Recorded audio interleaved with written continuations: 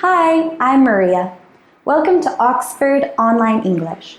In this lesson, you can learn about English spelling rules and see some of the most common spelling mistakes that English learners make. English spelling is famously illogical. Even native speakers commonly misspell words. Interestingly, misspell is a word which is often misspelled. In this lesson, you'll see 4 of the most useful rules that can help you to improve your English spelling and avoid spelling mistakes. You'll also get to test your spelling skills on several of the most common spelling mistakes in English. Let's start with our first rule. Look at 5 words, which are spelled correctly and which have mistakes. There are 2 mistakes. Beginner should have 2 N's and offering should have 1 R. Here's a question.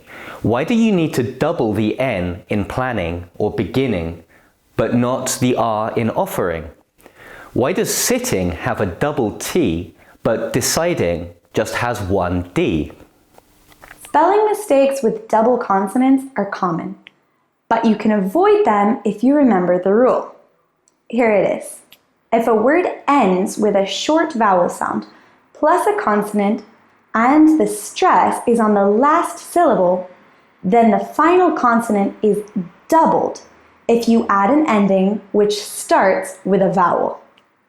That sounds complicated, although it's simpler than it looks. Let's do some examples to make it clearer. First of all, this rule applies to all one-syllable words which end with a short vowel plus a consonant. For example, hot, hotter, jar, jarring, sad, saddest, cut, cutting, win, winner. Because of the way English spelling connects to English pronunciation, you can think of it like this. If a word has 1 syllable and it ends with 1 vowel and 1 consonant, then you need to double the final consonant. But this depends on sounds, not spelling. So, if the final consonant is W or Y, don't double it. Draw, drawing, grey, greyer. Can you work out why this is? It's because the words are written with a consonant, but the sound isn't pronounced as a consonant. If a word ends with 2 consonants, or with a consonant plus vowel, then don't double any consonants. Think, thinking. Write, writer. If a word has 2 or more syllables, then you also need to think about the stress. If the stress is on the last syllable and the word ends with a short vowel plus a consonant, then you need to double the final consonant. For example, occur, occurring, commit, committee, forget, forgetting. However, if the stress is not on the last syllable, you don't double the final consonant. For example, happen, happening, discover, discoverer, water, watery.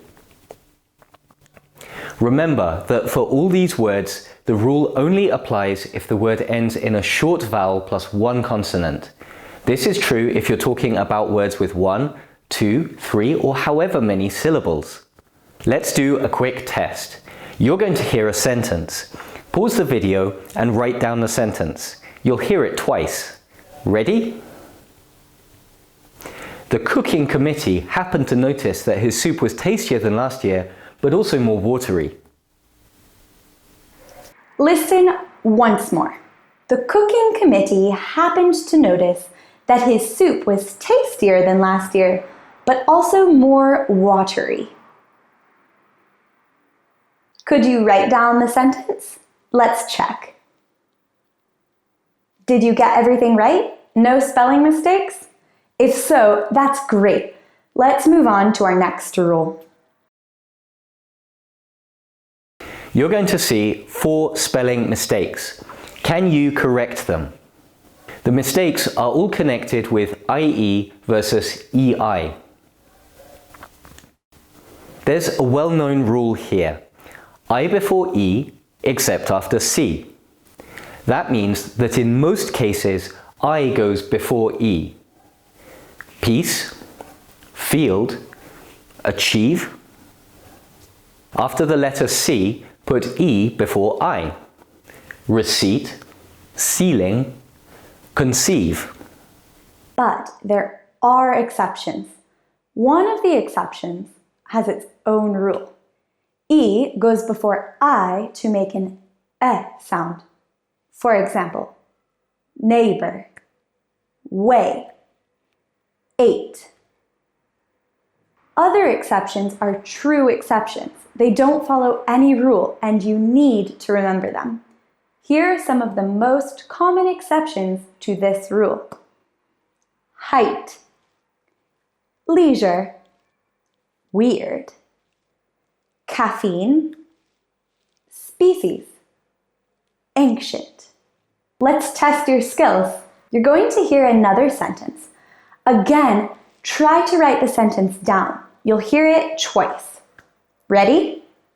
Her weird neighbor weighed out 8 pieces of ancient caffeine. Her weird neighbor weighed out 8 pieces of ancient caffeine. Here's the answer. Her weird neighbor weighed out 8 pieces of ancient caffeine. Did you get everything right? No spelling mistakes? If so, well done. If you made some mistakes, you can easily go back and review this section and then try again. Let's look at our next rule. Here are 5 nouns. What are the plurals and how would you spell them? Do you know? Here are the answers. You can see that sometimes you need to write plurals with ES, but when do you add ES to make a plural instead of just S? It depends on the last letter of the word. If a word ends in S, SS, Z, CH, SH or X, then you make the plural by adding ES. For example, glasses, buses, quizzes, beaches, dishes, boxes. Okay, but what about tomatoes? That has a plural with ES, but it doesn't fit the rule you just saw. There's one more rule. If a word ends in a consonant plus O, then the plural is written with ES. For example, potatoes, heroes, mosquitoes. However, if a word ends with a vowel plus O, then the plural is written only with S, like this. Videos, radios. All of these rules also apply when you add S to a verb. As usual, there are some exceptions, although most of them are uncommon words. The most common exceptions to this rule are logos and pianos. Let's do a quick test. Here are 5 words. How do you spell the plural? Pause the video and write down your answers. Ready? Here are the answers. Next, let's look at one more useful rule to improve your English spelling.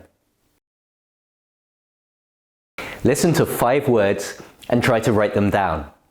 Ready? Truly, changeable, surprising, measurable, advancing. Listen one more time. Truly, changeable, surprising, measurable, advancing. Here are the words. Did you spell them all correctly? This rule is about adding a suffix to a root word which ends with E. For example, true ends with E. When you add the suffix "ly," the E disappears. Change also ends with E, but when you add the suffix able, the E doesn't disappear. Do you know why this is? Whether the E disappears or not depends on two things: the spelling of the root word and the suffix you are adding. Firstly, the E can only disappear if you add a suffix which starts with a vowel like able, ible, ing, ity, or ed. For example, achievable, taking, activity. However, if a word ends with ue, then you can sometimes drop the E even if the suffix begins with a consonant. For example, truly or argument. Even when you're using a suffix which starts with a vowel, you don't always drop the E. If the word ends ce and the ending has a s sound, or if a word ends ge and the ending has a j sound, then you might need to keep the E in order to keep the pronunciation the same. For example, manageable, encouragement, graceful, unpronounceable. As always, these rules have exceptions. Even if a word ends ce or ge, you still drop the E when you add an ing suffix. One important exception is the word aging, which can be spelled both ways, with an E in British English or without in American English. Also, you don't drop the E if this would change the pronunciation. For example, the word agree needs to keep two E's in order to keep its pronunciation, like agreeing, agreement, or agreeable.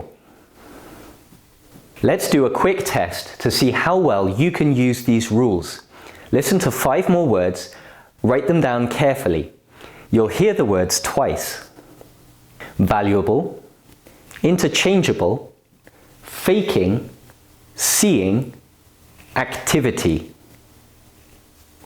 Valuable, interchangeable, faking, seeing, activity. Here are the answers. How did you do? Finally, let's look at some words which are very commonly misspelled, even by native English speakers. Look at 4 words. They all have spelling mistakes. Can you correct them? Here are the 5 words. Did you get them all right? What makes these words difficult to spell?